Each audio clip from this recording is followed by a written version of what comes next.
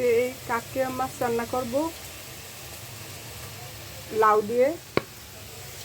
কড়াইতে তেল দিয়ে দিলাম। এখন পেঁয়াজটা একটু ভেজে নিচ্ছি, বেশি ভাজবো না, হালকা করে ভেজে নিব।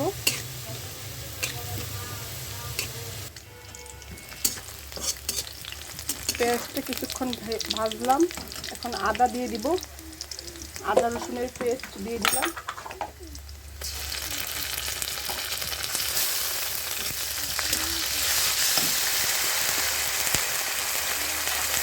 হলুদের গুঁড়া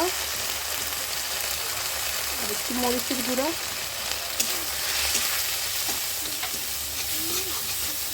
সামান্য একটু পানি দিয়ে দিব মশলাটা গন্ধটা যাতে যায়।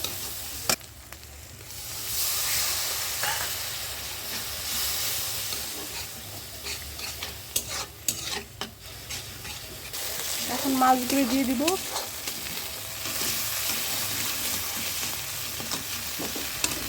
মাছটা একটু কষিয়ে পরে লাউ সবজিটা দিয়ে দিব।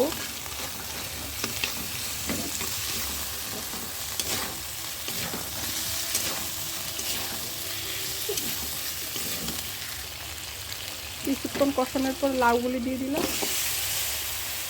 পানিটা দিয়ে দিব। এখন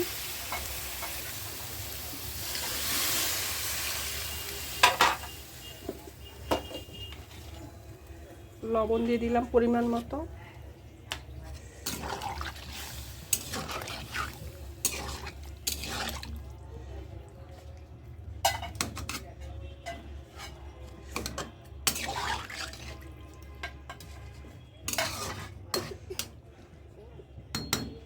এখন হলো কয়েকটা কাঁচামরিচ দিয়ে দিলাম। রেখে দিব লাউ সিদ্ধর জন্য।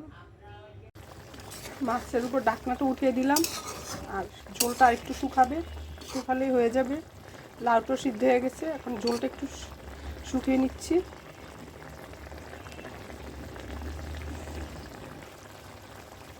নামানোর আগে একটু জিরা ভাজি দিয়ে দিলাম।